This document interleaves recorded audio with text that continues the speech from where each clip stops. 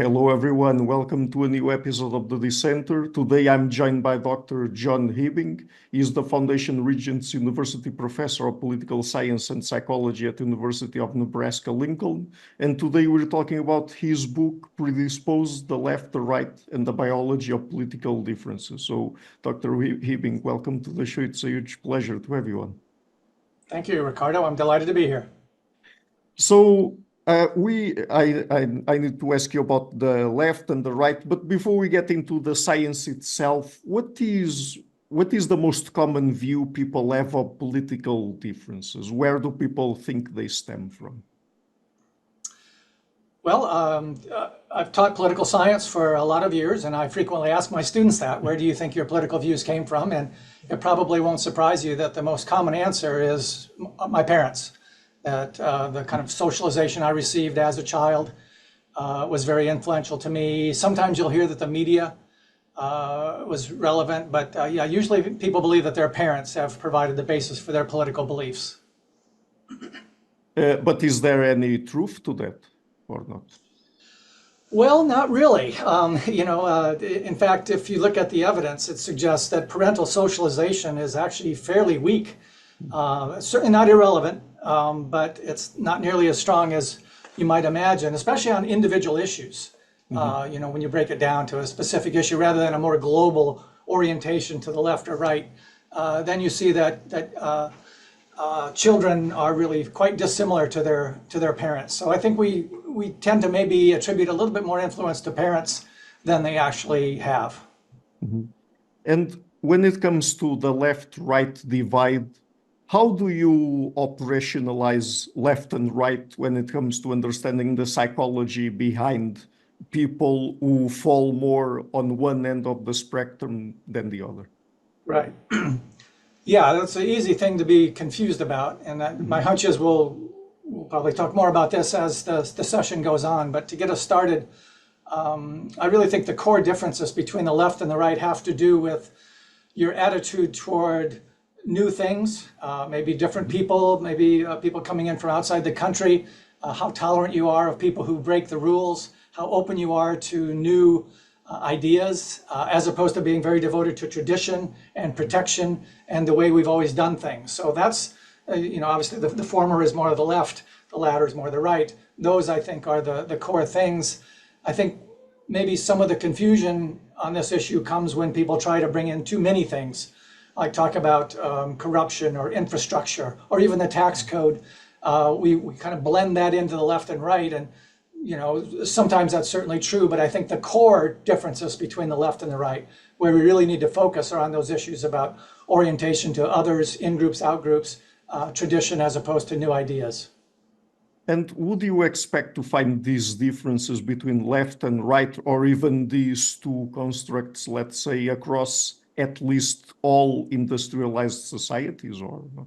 Yeah, that's, I think when you operationalize it the way I did and don't focus on a specific issue like abortion or the tax code, then I do think you can expect to see, and I think we do see these differences between the left and the right pretty much the world over, not just even in industrialized countries, but some of the anthropologists have gone back and looked at hunter-gatherer societies, and they do tend to see a clear difference between individuals who are very wedded to the way we've always done things and those who are open to new ideas and new groups, maybe an immigrant coming from the tribe over the hill. So let me just ask you right away a question that I think many people would be interested in knowing the answer to. So why is it that so many times we react so negatively to others who espouse different political views, and why does it seem that many times it's so hard for us to have political conversations with someone holding opposing orientations? Yeah, no, you're absolutely right. That's a core question.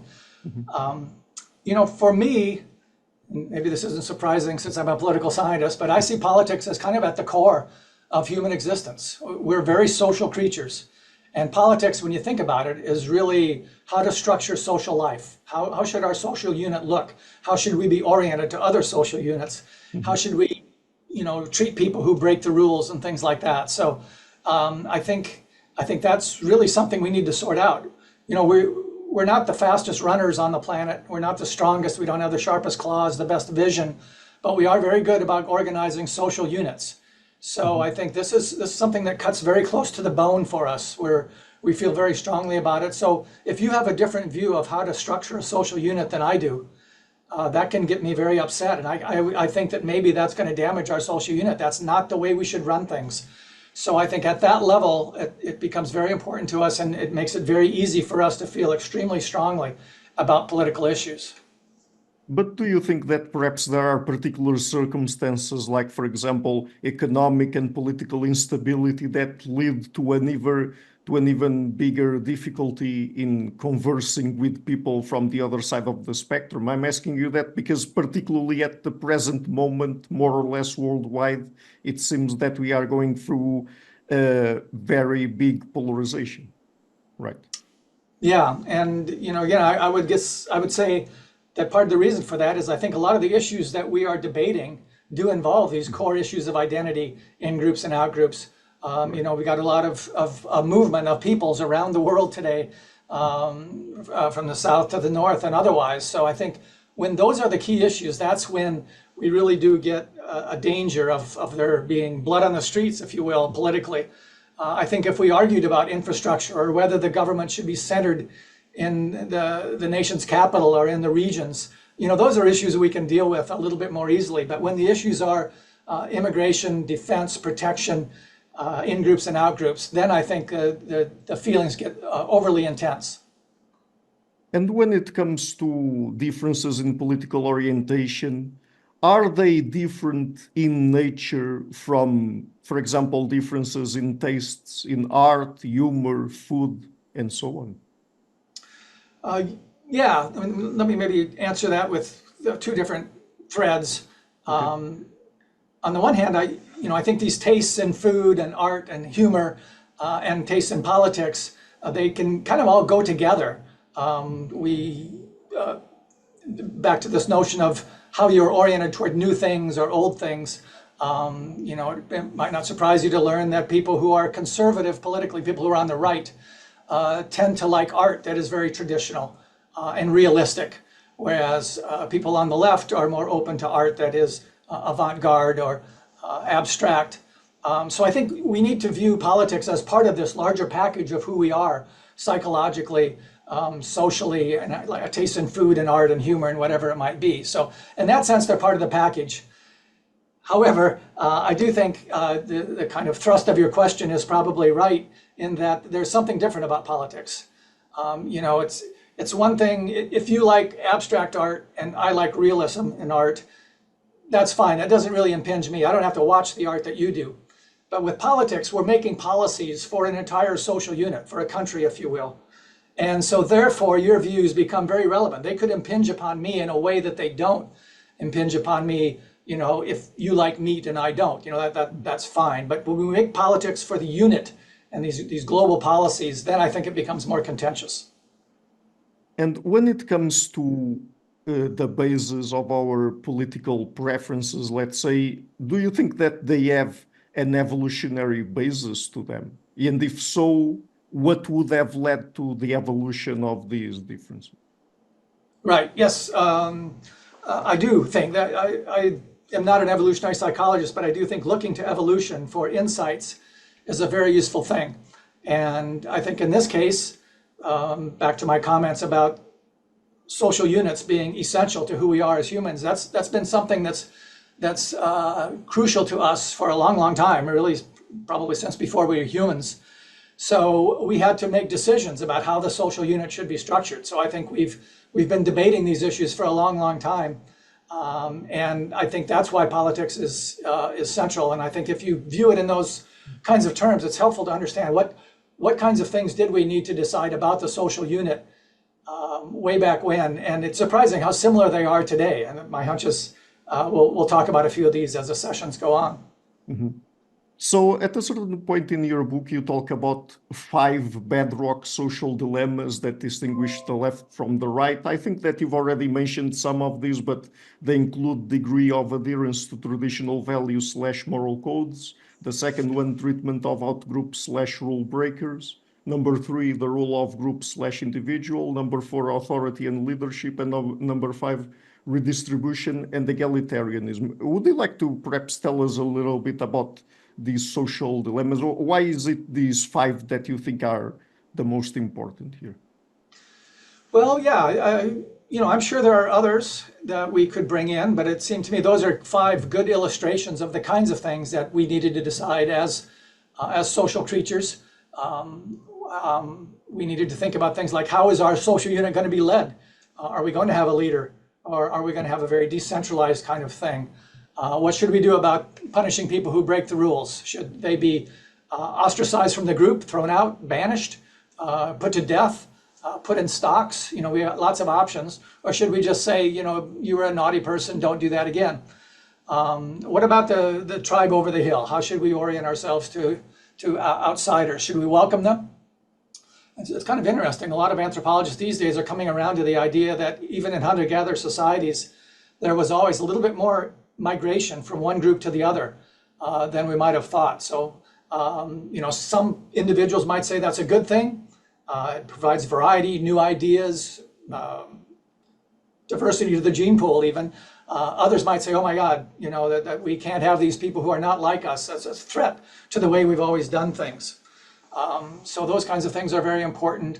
How to distribute resources. If you're a hunter and come home with a kill, do you get to keep it, or should that be distributed across the village? It seemed just to us like those are some pretty essential things that any group would need to decide. And that's why we refer to them as bedrock dilemmas, things that really do need to be sorted through. And there are people who differ on that. There's, people on one side of authority, they want a strong leader, and other people say, no, that leader might get too powerful and abuse us and be more dangerous than why we had the leader to protect us in the first place. But since we're talking here mostly about predispositions, namely psychological predispositions, what is a predisposition exactly? What does it mean to say that someone is predisposed to a particular kind of behavior, toward particular kinds of preferences and things like that? I guess to me that just means that we have tendencies inside us that exist prior to any given situation. So, maybe you are somebody who is suspicious of outgroups and immigrants, and therefore a situation arises, and then boom, your predisposition kind of kicks into gear very readily.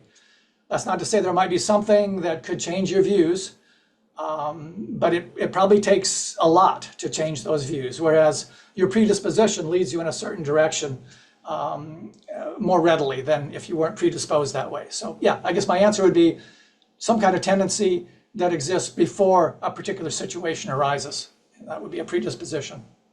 Right. So there are political scientists and political psychologists who approach political differences starting from personality traits and trying to understand if particular sets of personality traits predispose people toward being more on the left or on the right. Is there a link there really between personality and political views? I think there is. Without going into this too deeply, you probably know that psychologists tend to organize personality around 5 traits: openness to new experiences, conscientiousness, extroversion, agreeableness, and neuroticism. So those are the 5 famous ones. And there have been a lot of studies that have tried to see if that correlates with political views. Are people on the left this way or that way? Yeah. Really, on most of the personality traits, we don't find much of a relationship, especially on neuroticism, agreeableness, and extroversion. A liberal is a person on the left is as likely to be an extrovert or a neuroticist as somebody on the right. We do see a lot more difference, though, with regard to the trait of openness. And I think that fits with some of the things we were talking about just a minute ago. Being open to new experiences, not surprisingly, people on the left tend to be a little bit more open to new experiences. So there's been a fairly strong correlation there in a variety of countries. It's not just in developed countries, but around the world we tend to see that. Some people have found a slight relationship with conscientiousness, that people on the right are a little bit more conscientious. That one's not nearly as strong, and it may be a little bit more debated. So I guess sorry for the long answer, but the short of it would be that yes, especially on the trait of openness, we do see a correlation between personality traits and politics. But in this particular case, the correlation between personality traits and political views, would it be a causal relationship? That is, would people who have certain particular kinds of psychological personality traits be predisposed, or that would cause them to prefer views from the right side or the left side of the political aisle? Or Yes, great question. And not surprisingly, that's a very difficult one to study. People have tried to tease that out.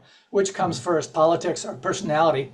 And I don't think we've got a satisfactory answer to that. I guess I'm a little bit less concerned with which comes first. And to me, they're all kind of part of this big ball of wax, which is who we are. So you've got your political orientation, your personality orientation, your taste in food and art, like we talked about before. I think that's just part of who we are. And then that kind of branches off into these different areas of life, including politics. So I hope that doesn't sound like a cop-out, but I think maybe we don't need to identify exactly what comes first. To me, being open to new experiences, that's kind of, it's a personality trait, but it's also something that is almost political if you believe in politics as this organization of social life, as I do.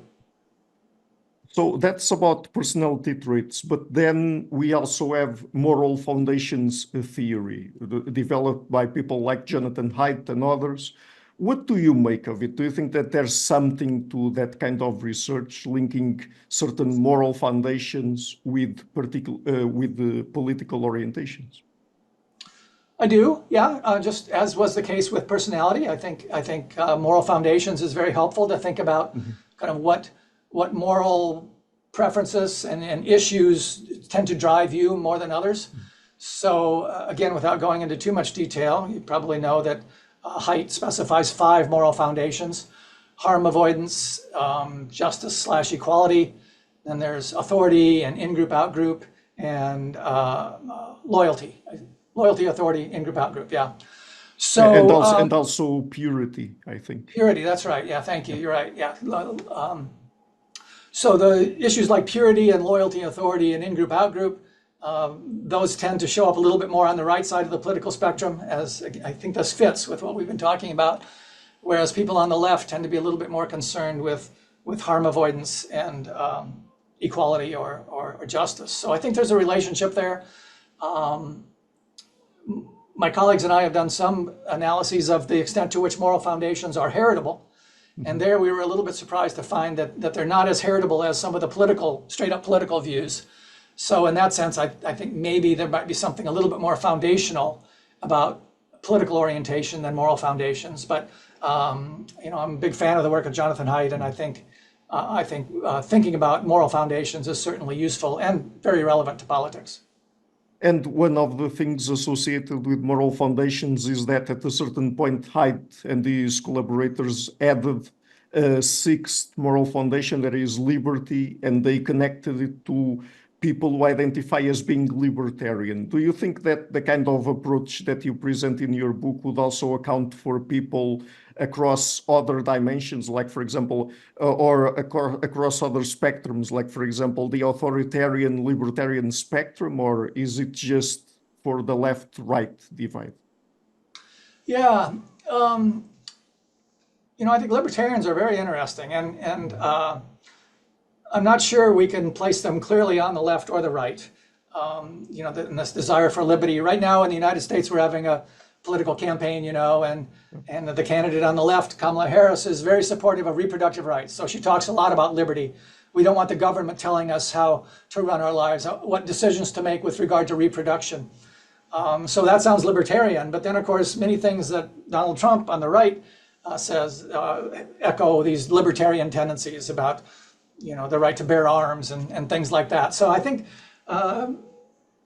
libertarianism and authority is not quite as much cutting to the core of these issues as the in-group, out-group kinds of things are. And that's something we can talk about, which certainly others would disagree with me on that. But I think it's relevant, but I don't think it's really at the center of things. I think a lot of people, they want liberty or authority depending on what the issues are that are being advocated. So, and that says to me that it's those issues that are really at the core rather than how we get there.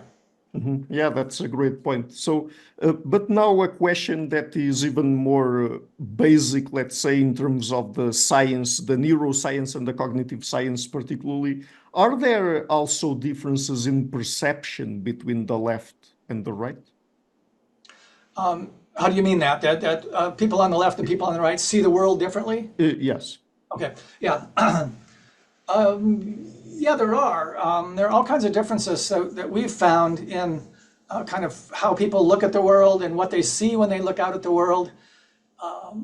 There's one study we've done where we show a computer screen filled with lots of faces, and these faces are all of the same person with the same expression, except one. And that's the same person, but he or she has either a happy or an angry expression. They call that an oddball figure because all the rest are the same. So then we just ask people, when this comes on the screen, how, press the space bar as soon as you spot that face that's different than the others. And it's kind of interesting. People who are on the political right tend to be faster when that expression is angry. People on the left tend to be faster to hit the space bar when it's a happy face. So that to me says that there are these kinds of differences in kind of people's sensitivities to different aspects of the world. So I think when people look out at the world, they see very different things. Maybe you're highly attuned to angry faces because you're a little bit worried about being threatened by another human being who's a bad guy with a gun or something like that. Or maybe you just like happy people, and therefore you're oriented to that. So I do think there are these differences, and I think we have been able to identify them with a variety of political studies. So one particular difference that you talk about in your book has to do with how people respond to potential threats. So what is the difference there in that domain between people on the left and people on the right? Yeah, here I think the book actually just came out in a second edition, and it's very similar to the first, except on this issue. I think we've shifted a little bit.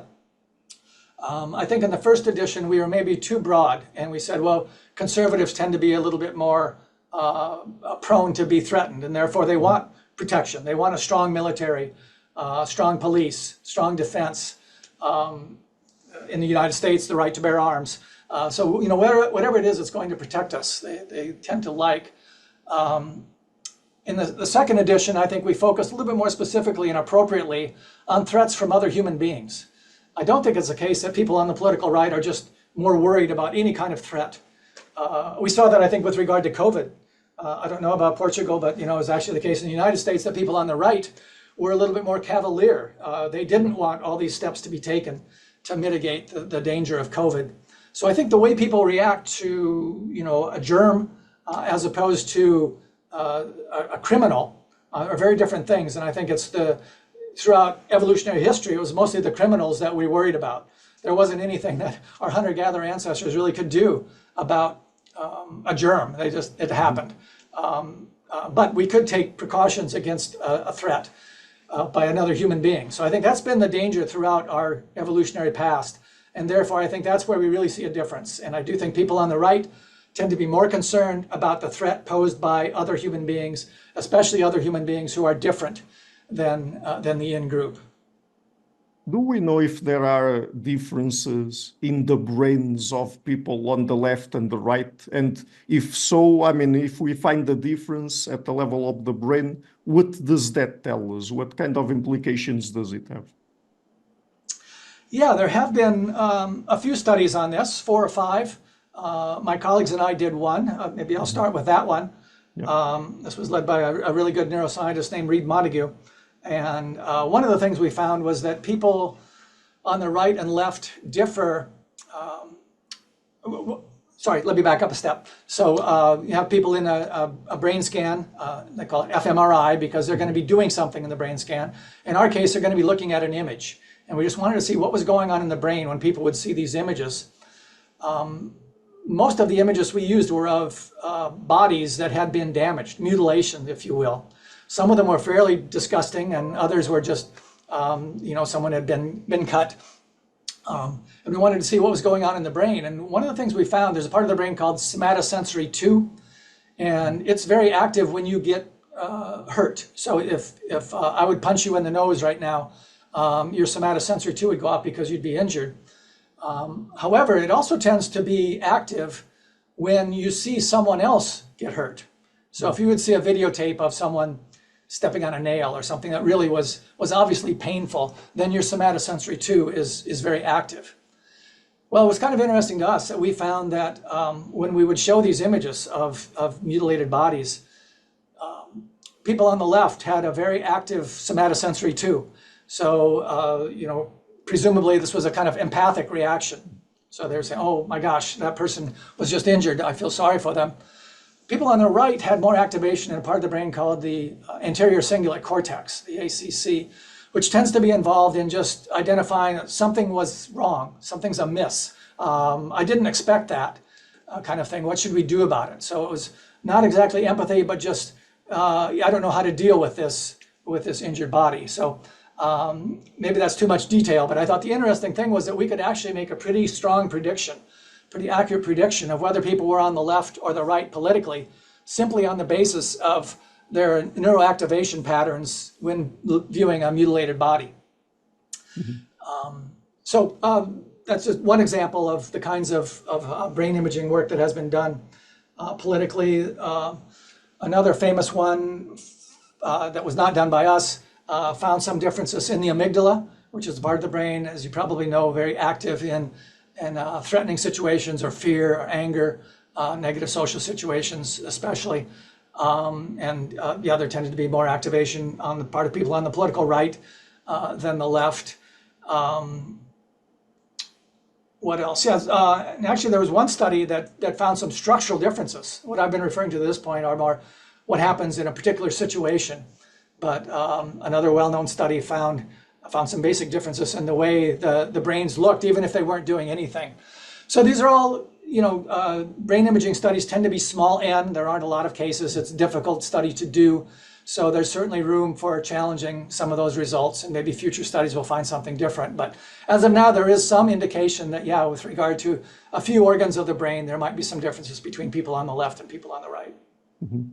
So one particular psychological trait that people talk a lot about in recent times in regards to political differences and where they stem from has to do with disgust sensitivity. So is there a difference between the left and the right there? And if so, disgust sensitivity would connect in what ways to politics? Yeah. There's been a lot of work done on this, and especially by Paul Bloom and others who found that people with greater disgust sensitivity, and this is usually ascertained with a survey. So I would ask you questions like, would you sleep in a bed where a person had died the night before, even if the sheets had been washed? Would you eat a bowl of soup that had been stirred with a clean fly swatter?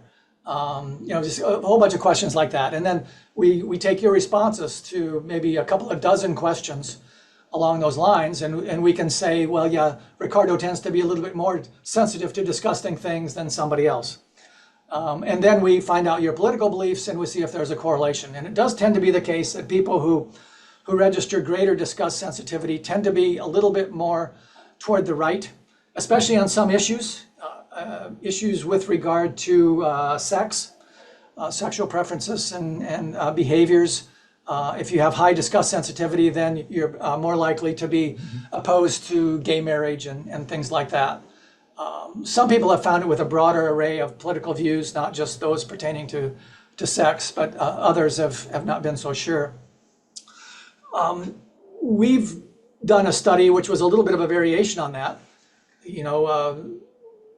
We think surveys are really useful, but at the end of the day, they're what we call self-reports, because you're just saying, here's what I think of that candidate. Here's how I think I'm going to vote. Here's where I think my views came from. Well, the truth of the matter is sometimes humans aren't very good at reflecting on their own psychological state. So we might not know how we respond, or we might not know where these things came from. So what we tried to do was we had people hooked up to a physiological measurement device, that would measure skin conductance, and then we'd show them disgusting images. So rather than just say, are you disgusted by this situation, we'd have you look at an image of maybe poop on the floor, and then we'd say, we wouldn't say anything. We'd just look at how you responded to that, whether your skin conductance went up. And we tended to find the same thing, that people on the political right tended to have a little bit greater disgust sensitivity response. In this case, not a survey response, but an actual physiological response. So I think that fits in a way. Although I have to be truth in advertising here, someone else repeated that study and did not find the results nearly as strong. So maybe we need to have a question mark by that. But at least there's some evidence that disgust sensitivity is a little bit greater on the part of people on the political right. Isn't there a link between disgust sensitivity and the moral foundation of sanctity/purity? At least I vaguely remember that being referenced in Jonathan Haidt's book, The Righteous Mind. Yes, no, you're absolutely right. I think that makes sense, doesn't it? That disgust sensitivity and purity, people who have a strong sense of purity also have a strong sense of disgust sensitivity, because to them purity is very important. Yeah. And we see these impure things, then they're going to react negatively to that. So yes, you're absolutely right. Good point. And I mean, of course, one of the ways for us to study differences across individuals is to do behavior genetic studies by studying twins reared apart and reared together, and also adoptees. So what do we know from those types of studies about the potential genetic differences between people on the left and people on the right? Yes, important question. So there have been a lot of studies of this. We've done many ourselves. Twins are very useful in this situation because there are two different types of twins, as you probably know. Monozygotic twins, which are sometimes called identical twins, and dizygotic, which are fraternal twins, so really no more genetically similar than a regular pair of siblings. So the question then becomes, are monozygotic twins who have been reared in the same family, presumably have the same kinds of influences, more similar politically than dizygotic twins, also reared in the same family? So you'd expect fairly similar, environmental influences. And the results always show that there is a greater similarity with MZ twins. So that can generate the conclusion then that yes, there is a genetic aspect to politics. I always like to add, though, there's something about genetics that encourages people to get carried away, I think. So, and as soon as you mention genetics, I say, oh my God, then, everything must come from genes. It's clearly not the case. I just saw one recent meta-analysis where they're, combining lots of different studies of behavioral genetics with twins. And their estimate, I forget the exact number, but it was about 0.3 out of 1.0. So in other words, maybe 30% of our variation in political views could be derived from genetics. But of course, if 30% come from genetics, that leaves 70% to come from the environment. So I just wanted to make sure that your listeners don't think I'm claiming something I'm not. The environment is still crucial. I guess when we first started doing this research, though, a lot of political scientists were not very happy, were surprised, were dubious. Because they tend to believe that 100% of our political beliefs come from the environment. And, I just think because they think politics is so special, so uniquely human, that we only learn it from our parents, from the media, from a clergy person, from whatever, from our teachers and professors. So that tends to be the common view. And our view is that certainly we're not denigrating the importance of the environment, but we do think that behavioral genetics research shows fairly clearly that genes do have some role, even if it's a role that's not quite as strong as the environment. But since you mentioned the environment there, what kinds of environmental factors have been studied in terms of the ones that would have an effect in how people develop their political views? Yeah, I think it's the usuals, the parents and your peers are clearly very important to those kinds of things. What kinds of experiences you've had? Did you grow up in a comfortable neighborhood or a threatening one? I hope this is not too far off track, but my colleagues and I had a project that we were very excited about, and that was to engage in a study called discordant monozygotic twins. And what that means is, yes, most monozygotic twins are similar politically, but that doesn't mean they all are. And so what we wanted to do was find those instances in which a pair of so-called identical twins who had been reared in the same environment with the same parents, etc., had different political views. We thought it would be very useful to really bore in and try to find out exactly what was different in their experiences. Unfortunately, even though the reviewers really liked that study, we didn't get the money to do it. So that always pained me, because I thought I would be in a position to give a much better answer to your question if we could have had a study like that, because it controls for the environment in a way, and also the genetics, and then to see what might have been important. But presumably things can happen in the world, and these can affect your political beliefs. Maybe you witnessed a robbery at a crucial age, and that really affected you and led you to want to have a strong police force. Or maybe you saw an immigrant suffering and that affected you. So clearly these kinds of things can matter. Obviously today we've got the media and social media that have tremendous influence on things. Although I do like to point out that if you are one of those individuals who loves to watch conservative or right-wing social outlets or media outlets, it may be that you had that predisposition before. In the United States, we talk a lot about Fox News. I'm sure you've heard about this. But I think a lot of the people who tend to watch Fox News tended to have this predisposition before they started watching. And then they get reinforced. There's no doubt about that. It's important. But I'm not sure it's the initial cause of those things. I think for that, we might need to look back at some things like genetics. Right.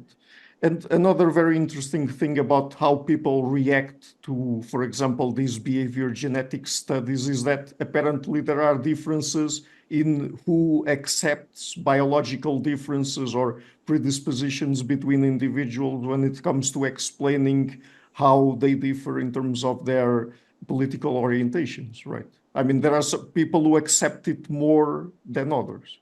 Yeah, no, that's true. And I also think that's changed over time. When I first started talking about these ideas maybe 20 years ago, at least in my classroom, students were very suspicious and reluctant to believe that. The notion that genetics could be involved in politics, that just struck them as really odd. But recently in my classrooms, and even some of the talks I've given to non-students, there's a little bit more acceptance. I don't know if it's because of 23andMe, and people have just found out that genetics are relevant to personality and some of the disabilities that we talk about. But there's a more ready acceptance, I think, these days. But you're right, still not everybody. And I know from experience that these kinds of studies can generate some very strong feelings. Some people just don't like the idea that maybe genetics have to do with our politics. They want us to be able to control everything. So yeah, I'm not sure how it breaks down. We've got a lot of criticism both from the right and the left. It used to be that people on the right would say, well, these are just some academics who are on the left and they're trying to make conservatives, people on the right, look bad or look like they're genetically flawed or something like that. But then also people on the left, frequently would say things like, well, no, we think people are malleable. We can adjust them and help them and fix them. We just need a government program to do that, and it doesn't really have anything to do with genetics. So at times we felt kind of beleaguered because we would get criticized both from the left and the right. But I do think, as Mick Jagger said, time is on our side. I think as the years go on, we do see a little bit more support for this notion that genetics are involved, as long as we can keep them in perspective, help people realize. I think, the old kind of Mendelian view of genetics was that there's just one gene that affects, whether your pea is purple or white, or whether your, politics are left or right. So if we can help people understand that that's not how genetics works, and there are incredible number of genes that all interact with the environment, and then you've got epigenetics, which we're not even talking about, all these things go in. So I think the more people understand the richness of genetics, the easier it is for them to understand that politics, like almost every other aspect of life, could in fact be influenced in part by genetics. By the way, do you have any idea if, when it comes to accepting biological differences, there's also a difference between people on the left and the right? Because sometimes, or some people tend to have this sort of stereotype where they think that people on the right would more easily accept that there's biological differences in explaining certain kinds of psychological traits, and people on the left would tend to favor more environmental factors. Is that right or not? Yeah, it's a little bit of a complicated situation. We have done a study on this, and it's true if you just give people the choice between the environment and genetics, then people on the right tend to side a little bit more on genetics, and people on the left with the environment. You know, somebody's a criminal just because they ate too many candy bars, or something like that. That tends to be the response on the left. What's interesting, though, is if you have three possibilities: the environment, genetics, and free will. Yes. Then guess what? The right is very supportive of free will. And it's actually the left that is more supportive of the genetics argument. So I think that's kind of interesting. And there's a couple of scholars recently, Robert Sapolsky and others, who have made the case that really people on the left should be much more supportive of the genetic argument. They talk about the genetic lottery. And if you think about it, so, all of us were given a certain batch of genes when we were born. Some of us lucked out a little bit more than others. Maybe it helped us to jump higher or play sports better, kick a football, or do well academically and make good decisions. So, if you have that view that it's really nothing that you should feel so proud of, you just happen to get a good batch of genes from your parents, then we need to be more thoughtful and more helpful and more respectful of people who maybe were not as fortunate in the so-called genetic lottery. So that, I think, is an interesting view that seems to be taking root a little bit, that really people on the left should embrace the role of genetics, because it fits in with this notion that we need to be much more compassionate to people who are downtrodden. Yes, because I mean, even if we have a certain degree of free will, it's not the case that we can choose all of our traits, right? We always have these predispositions that pull us in one direction or the other, right? Exactly. No, that's very well said. Mm-hmm.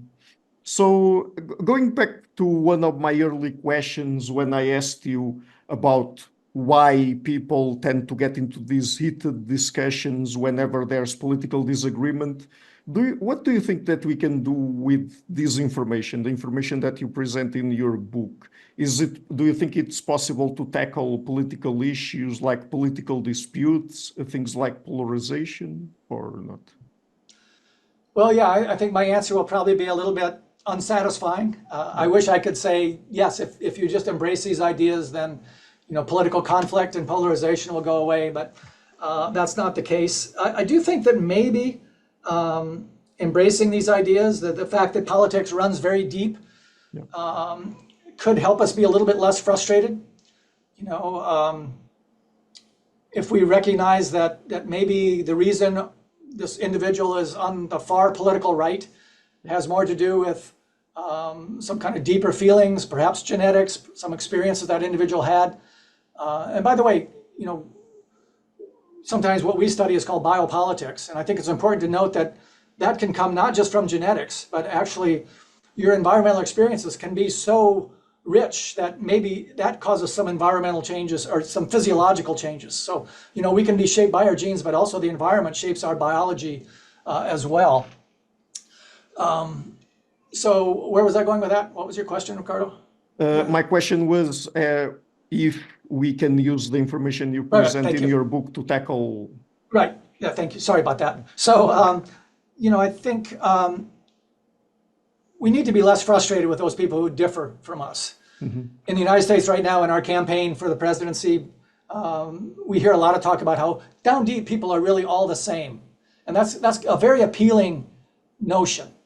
And I guess one of the things I would like to say is it's simply not true. I wish it were. But in my opinion, down deep, we're very, very different. We have different neural structures. We have different genetics. We have different psychological tendencies, moral foundations, personalities, and these things kind of push us to the left or to the right. So they're very different. So the notion that these people who differ with us simply have listened to the wrong media outlet, and if we could just talk to them for a little bit, we could get them all straight. We could sort this out.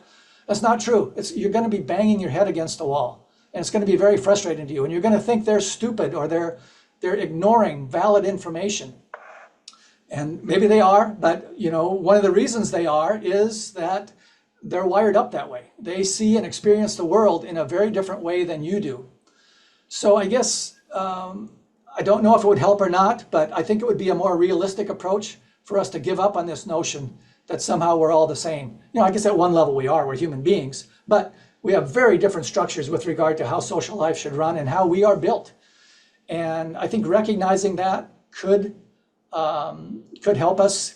It could maybe encourage us to focus more on a lot of the people who are not wired up one way or the other. That's something we haven't talked a whole lot about yet, but just because we're talking a lot about the left and the right doesn't mean everybody can be categorized into those two things. There are a lot of people in the middle. In the studies we do, we array people from far left to far right, and then we see if there are correlations with these tendencies, how people use the eye tracker, what they look at on a screen, or their neural structures or their physiological responses. So we do recognize that there are people in the middle. And I think what needs to happen is you can identify those individuals who are not firmly embedded one way or the other. And those are the individuals you need to focus on because they're malleable, they're in play, so to speak. We can persuade them. And if you want to win an election, I think that's where you need to go. The notion that we can, go clear over to the other side and persuade them, I think is probably a fool's errand. It's just simply not going to happen. They believe in that too strongly. But these people in the middle that you're referring to there, what do you call them? Are they the centrists? In the middle, the centrists is fine. I think we need to be a little careful. It's probably not as big a group as we might imagine. People love to say they're in the center. That's a very popular thing, and I don't want to upset anybody by saying I know more and you're not really in the center. But a lot of times in political science research, if you drill down a little bit, you'll find out that people who say they're in the center do tend to tilt pretty strongly one way or the other, either to the left or the right. So you have to get by whether they are just saying that or whether they really believe it. And if you can identify those who are really in the center, then I think, yes, they're the ones you need to talk to because they have an open mind and they don't have these strong predispositions. I guess one final point on that, I think that's another illustration of why we shouldn't rely just on surveys, because if you do ask people, are you in the center or the left or the right, they'll say on the center, and then but we know that deep down they're not really there. So I think that opens up the door for some of these more biological, psychological approaches that we're kind of advocating in our research agenda. A very interesting thing that you focused on earlier, and we haven't talked much about yet, has to do with physiological responses. So when it comes to differences between the left and the right, what kinds of behaviors, preferences, or attitudes, and so on can we study physiologically? Right. Well, I guess we talked a little bit about disgust sensitivity, how that could do. You could show people disgusting images and see how they respond. One of the things we've done besides that is startle response. So this is where you just sit people, comfortably in front of a computer, and they're not looking at anything on the screen. And then all of a sudden there'll be a startle. There'll be a sudden noise. We've got it set up so that we can see, we have sensors on their, around their eyes. So we know, when that happens, if somebody would come right up to your eyes and say, boo, you tend to blink, you startle. But we can measure how hard people blink, if they come down really hard or if it's just a casual kind of blink. That's called startle response. And again, just one study that needs to be replicated, but there is some indication that people on the right do tend to have a somewhat stronger startle response. The muscles around their eyes contract a little bit more powerfully than people who aren't. And then you can always put people in certain contexts and do the same kinds of things. For example, if you're watching a really scary movie and your annoying little brother or something comes up behind you and says boo, and it's in the dark, then you're probably going to startle a lot more than if you're watching a romantic comedy in the daylight. So, these contexts are really important. And that's one of the things that I think we can look at and see when people have these strong startle responses, and are they particularly sensitive to the context that exists.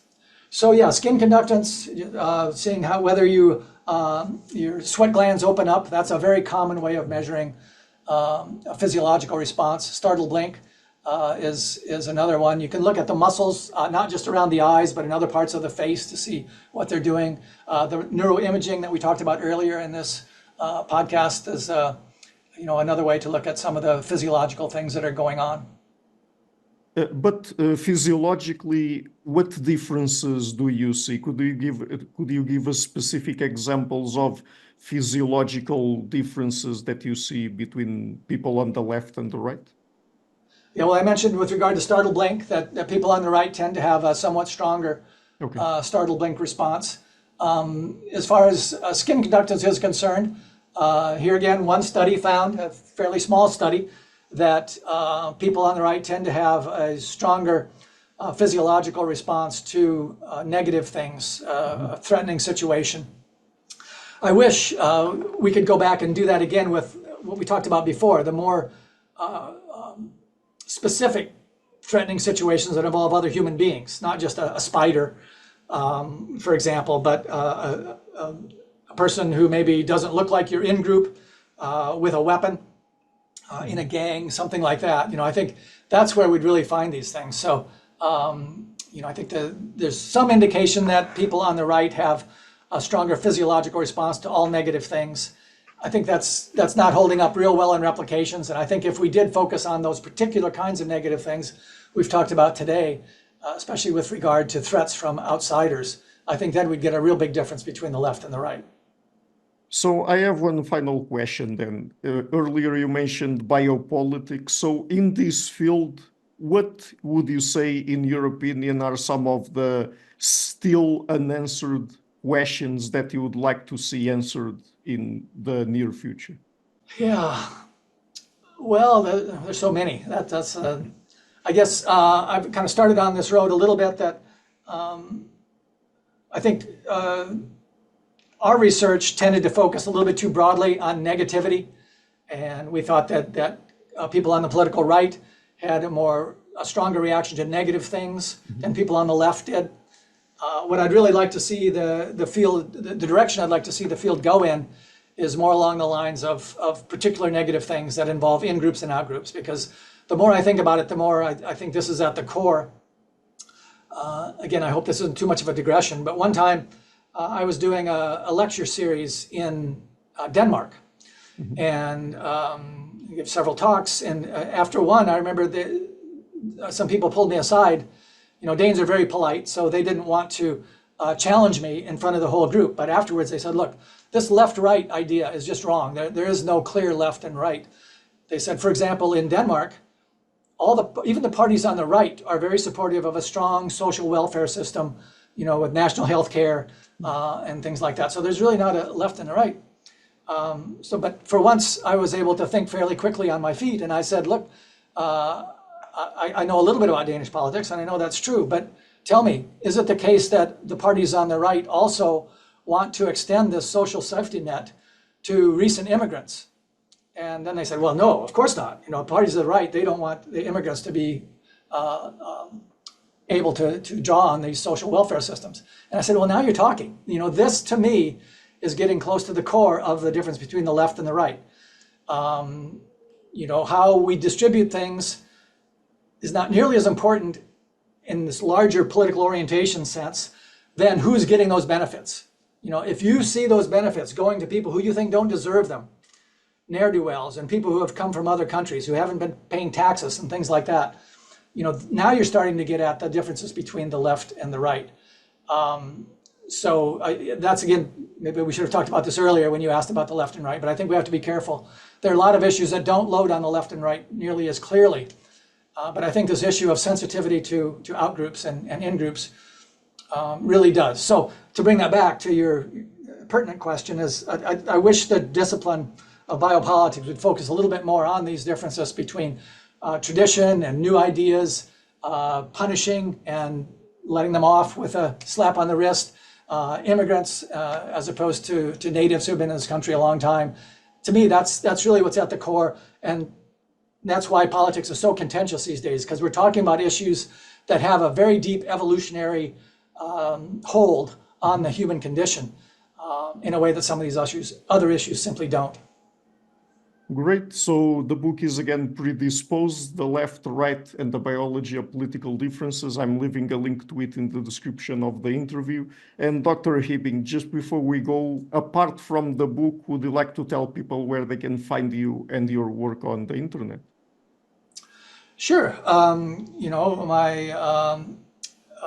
My email address is jhibbing@unl.edu. So UNL stands for University of Nebraska-Lincoln. And just all lowercase jhibbing at unl.edu. That's probably the best. I don't have a fancy web page or anything like that. So I'm always eager to hear from people, whether they think these ideas are crazy or particular experiences they've had. Part of my interest in this comes because I have a brother who's very much on the political right, and I'm not so much. So I'm curious, where this comes from. And it's led me, because he's still my brother, I still love him, so I want to understand why we have these things that sometimes make it difficult for us to get along. So in that sense, I'm always interested in other people's kinds of experiences with this, and hopefully we can all get together and figure out a way that maybe we can get along a little bit better. Great. So thank you so much again for taking the time to come on the show. It's been a fascinating conversation. Thank you, Ricardo. Thanks for the very insightful questions. Hi guys, thank you for watching this interview until the end. If you liked it, please share it, leave a like and hit the subscription button.